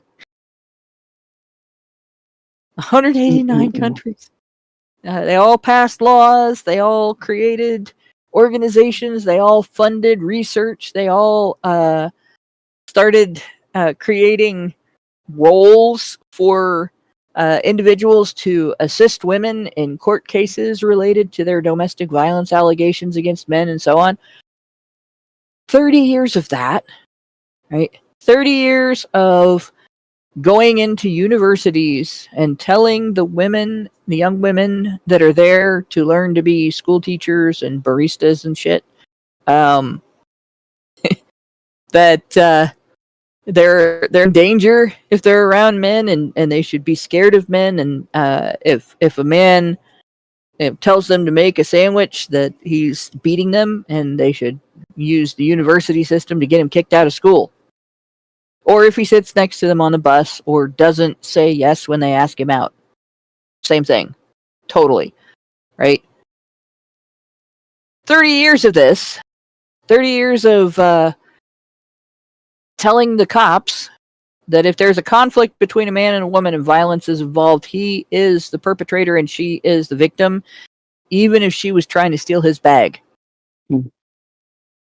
30 years of telling prosecutors, if you have a court case where a woman is alleging an act of violence against her and it turns out that she's lying, you can't go after her because real victims will be discouraged from reporting. Right. 30 years of that, and despite these efforts, levels of violence against women remain largely unchanged. Seriously, that is what they're opening with. Do you understand why I'm emphasizing this so hard? They have the solution. That's what we're supposed to believe. Yeah. We're told that the only people who should be allowed to do research on this, the only people who should be believed when they talk about what's effective and what's not, what's true and what's not about domestic violence, what the law should be, and how the public should be responding to it, the only people that should be listened to are the ones who have been working on this problem for 75 years and had the entire world organized with them to work on it for the last 30, that have spent trillions of dollars on this problem and achieved nothing. Nothing. Can we try somebody else's ideas? Please. Can we get a suggestion box at least? Yeah. No, suggestion boxes are misogynistic. That's a euphemism for vagina. Shame on you. Oh my God. Yeah. Global emergencies, crises, and conflict have intensified the drivers and risk factors of violence against women and girls. Digitalization and technology have exacerbated existing forms of violence and led to the development of new forms. Yes, I know, last night somebody beat me to death with a laptop, but I got better. However, there is more evidence than ever before showing that violence against women and girls is preventable. Oh, well, then why haven't you got anything done in 3/4 of a century? Give us a clue. Come on. What is it? What's the answer? No, you can't. No. Nope. The presence of a strong and autonomous feminist movement is the single most critical factor to drive policy change and ending violence against women. Because feminists have been so successful, that they've gotten all of nothing done. But they're making a shit ton of money off of it, aren't they? Yeah. Right? Some of the women that run these shelters that women go to when they say they have been beaten by their husbands, and the women are sheltered there whether they are telling the truth or not. Right? Mm-hmm. Some of these women are making more per year than I make in 5 years. Disgusting. You know, some of these women are making more than I make in 10 years. They're making more annually than I make in 10 years as administrators of these.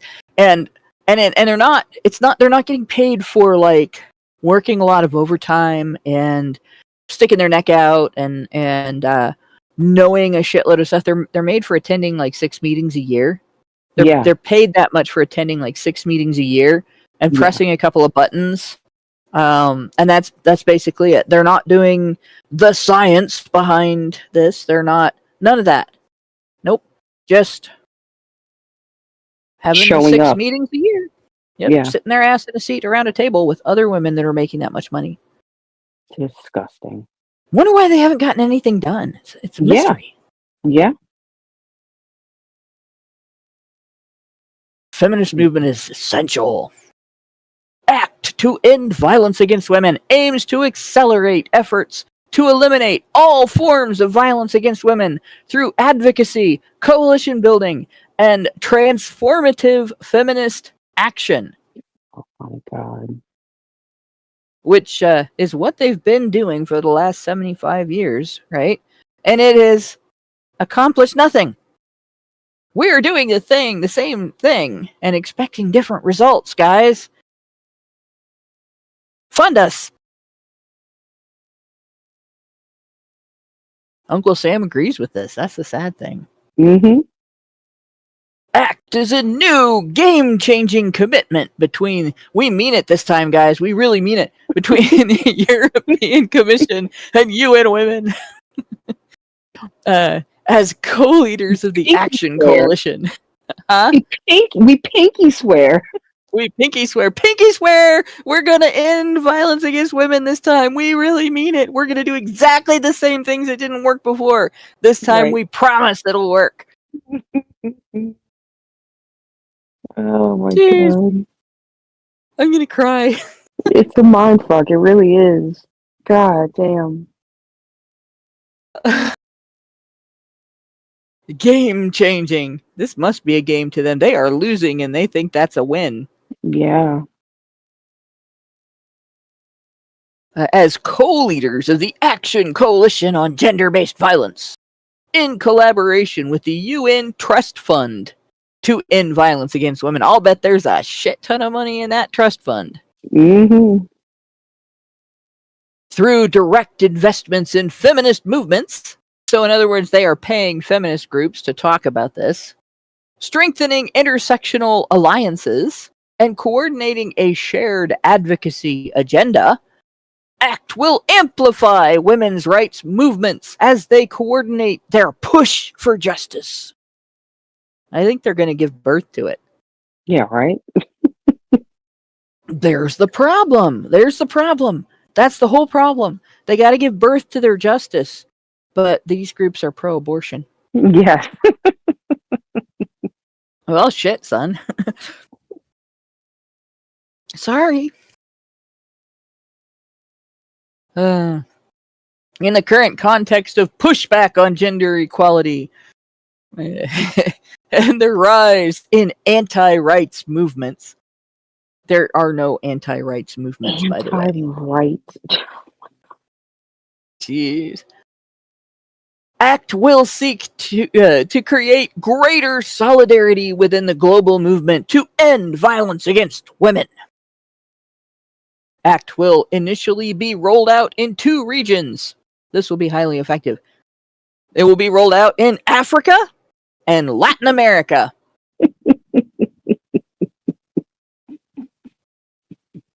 Well, they're going to...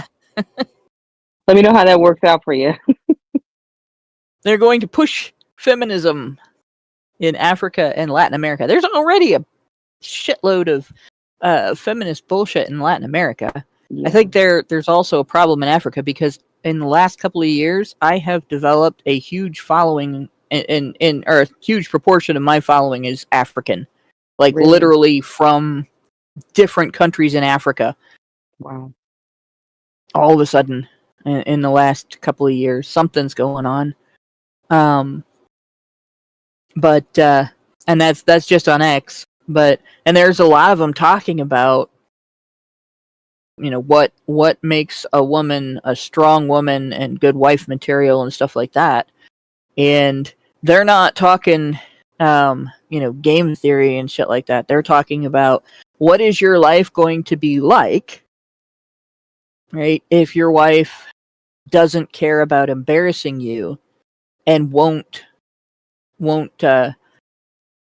cooperate as part of the team running a household, Mm-hmm. the male and female team running a household. Like, so it's really fundamental stuff, honestly. So there is a push. There has been for our whole lives, Gen Xers. There's been a push to infiltrate Africa with feminism, because feminism is how you control men. Yeah. And since the authoritarian powers that be, who shall not be named, any particular group, just to piss off the certain groups of conspiracy theorists, they can't take ships and enslave the people there. So now they have to use feminism to do it. Yeah. And then they want us to download this program brochure, which I am not going to do. Ma'am. No. But then they have all these statistics. They have a global civil society steering committee, 16 women's rights experts, and activists working on ending violence against women from a diversity of perspectives and regions, because it's been highly effective so far. Right. They have achieved all of nothing.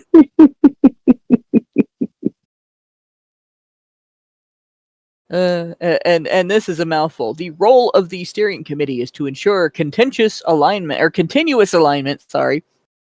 with the strategic priorities and needs of women's rights movements, feminists in other words, and advise on the overall strategic direction of the ACT program. Meaning, where's the target? What we've been doing doesn't work, so we're going to all collaborate with feminists and target specific areas and see if we can then use them as a launching pad to take over the world. And here is where it gets a little more insidious and scary and less funny. Partnerships have been developed with women's rights organizations, coalitions, and networks, and academic and research institutes at the global and regional levels. So, academic and research institutes, that's your university if you went to school. Yep. Where your university's interdisciplinary department, now I think that's what it's called now, used to be women's studies, used to just be a class, and then it was a department, and then it was gender studies, and then it became interdisciplinary studies. But your interdisciplinary department is doing research that obtains statistics that are then used by lobbyists and pressure groups, pressure campaigns, to persuade legislators in your country to write laws like the Violence Against Women Act that then give money to organizations that apply more pressure and might help your wife become your ex-wife, take your house, your kids, your car, and your future income. Yep. But will then say that they have achieved nothing. They work across the diverse focus areas, from addressing technology facilitated gender-based violence, right? Championing rights of marginalized groups, and they play a critical role in driving transformative change. All right, guys, so transformative change is a redundancy. If something is transformative, that is change. Transformation is change. By definition. There is no such thing as non-transformative change. That's bullshit. But they had to add that in. Somebody needed a word count or some shit. Yeah, they got paid by the word. Yeah. So the 80th session of the UN General Assembly addressed this. Right. Remember at the beginning of this whole discussion, I said, I don't want to hear bullshit from people saying the UN Women is not actually part of the UN and they don't have anything, they don't have any power, they don't have any authority, they don't have any influence. This is their gig, and the actual United Nations General Assembly addressed it. A joint statement emphasizing the need for bold and transformative investments in ending violence against women and girls, and they have a demand list. The adaptation of a whole government approach. Whole government. So in the United States, let's see if it's still available here.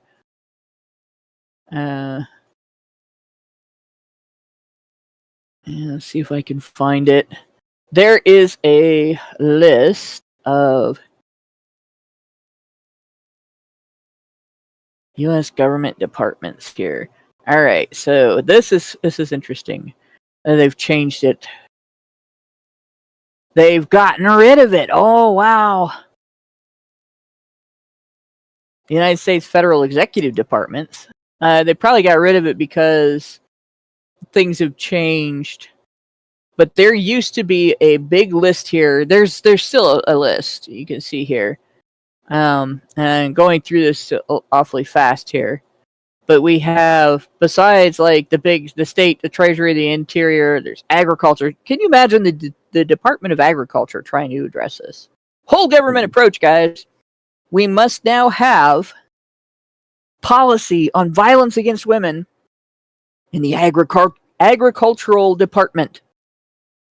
Isn't the Department of Agriculture also responsible for issuing welfare checks? It might be. I believe I heard that somewhere. I could be wrong. Someone fact check me. But yeah, if that is the case, then yeah, it tracks. Health and Human Services is the department where you qualify for the welfare checks, but I don't know if they. I know agriculture is involved with the food stamps program. And like that's where government cheese comes from. If people are familiar with a great big block of government cheese, correct. Yeah. Meredith G, by the way, just gave us $5 and said HBR News 372, honey for the Badgers, but this is HBR Talk. We love you, Meredith. I know sometimes you can't tell, but yeah, especially since I'm on both. So, but yeah, just picture that. The Department of Labor addressing violence against women in the home. The Department of Transportation, the Energy Department, right? Homeland Security, because they don't have anything better to do, right? Right. The War Department, the military branches, the Post Office. We definitely need to have the Post Office having policy on domestic violence in the home. That dying institution that loses billions of dollars a year. Yeah. No, good God. Then we have all these proposed departments over time. There used to be a big list of agencies and departments on Wikipedia. I'll have to find. I know that there are. So Meredith says the Department of Agriculture processes payments for other agencies. Okay. So I guess they're the wife. They have they hold the checkbook. The wife, just by the way, in this house, does not control the checkbook. I prefer not to, and even if I did prefer to, it wouldn't happen. It would not happen. That is not the way things are. But yeah, so whole government approach to end violence against women by implementing fully costed, evidence-based, multi-sectional, and intersectional national action plans. Because, definitely we need the people who are making sure that there's a national communication hub among farmers if there is a problem with, say, some virus going through sheep across the country, to divert their attention to whether or not women are mad. We need hose mad alerts coming from the agricultural department. Post haste. Yes. Sustained and increased dedicated funding for ending violence against women and girls through official development assistance. You mean like what the Violence Against Women Act does already? Mm-hmm. Like literally, that act funnels millions, billions of dollars into research, into organizational systems that like work together. For instance, in Dayton here, there is a sort of main shelter organization, and then there's a bunch of smaller shelter organizations that communicate back and forth with each other and work together on local issues. And so if you have a vexatious litigant going after you, and one organization is supporting that vexatious litigant, you cannot get help from any of the other organizations because they all coordinate who they will and won't help. The 7 years in hell case, they discovered that. They do consider using false allegations of domestic violence to be a form of domestic violence, but if you're being subjected to it and one of their organizations is supporting the abuser, the other organizations will not go against that one. Wow. Yep. So they shut you out. Crazy. Increased direct investments in sustained long-term and flexible funding for women's rights organizations and feminist movements, which, again, this is not a direct funding of any action or resource for victims of intimate partner violence of any type, right?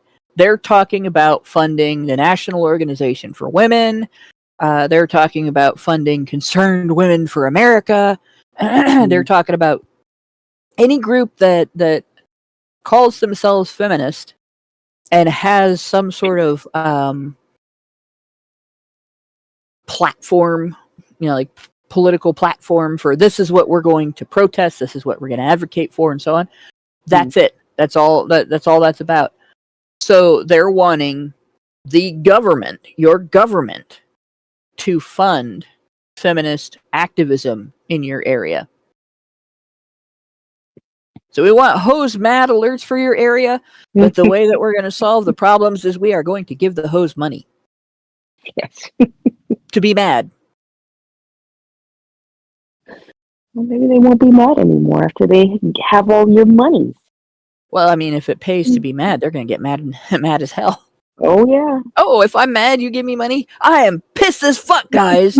Give me more money. Give up the goods.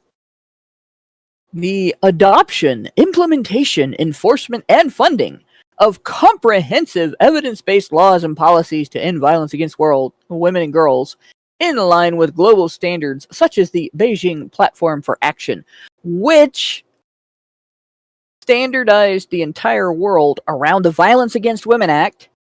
So that hasn't changed. It's still there. They're still doing that. This is not new. And finally, increased investment in evidence research and field building, which they're already, again, doing. They have put a shit ton of money into funding research at various universities intending to garner statistics showing prevalence of domestic violence and male perpetration. And they have tailored that research to avoid evidence of female perpetration and male victims. Mm-hmm. So they've already got this. This demand that they're asking for is something they already have. Yes. Then I'm not going to read the full text of the joint statement because it's just going to be more of this shit. But that is their entire set of demands. And what they are basically saying is, we have failed in the last 75 years or so to accomplish anything despite having the full support of national governments worldwide for the last 30 years. We've failed so miserably that we can't fail any harder, but we want to try and we want you to fund it. Yep. That's feminism for you. Yep. Pay us to fail some more. We haven't failed hard enough until we have all of your money. Oh my God, this is so sad. But the sad thing about it, the worst thing about it is they are using this to try to designate you as a terrorist for disagreeing with anything they say online, in any forum, anywhere. Or maybe poking at them a little bit with old jokes. Like it's sad. And they want to make it so that you cannot object to what they're saying or doing. You can't talk about it. You can't point out that they're failing. You can't object to due process rights being compromised. You can't object to your wallet being ripped for funding for this because you're a terrorist. Crazy. Shame on you. And therefore, you must be banned from all social media, by the way. Otherwise, it's online gender-based violence. So there you go, guys. Next week, we will start with... that's not it. There we go. How to counter the manosphere's toxic influence, which was written this year. And that will be, I think, where we end our discussion on this specific set of information. But I want you to consider this is in line with other efforts to censor the internet, and in particular censor social media. So everything that we've gone over in the past few weeks with regard to this is we're making fun of feminists and everything, but the reality of this is very scary. What they're demanding really to be able to do is, if they don't like what you say, if they don't like your gender issues discussion, right? If they don't like you saying, for instance, that a man shouldn't be put in jail for a crime unless evidence proves that he committed it, right? Something like that. They want to be able to get you banned from all online communications, possibly banned from travel and being able to stay at various places where you might land if you travel, being banned from being able to sell things on the internet, and even if you're not banned from that, banned from being able to get paid for them, right?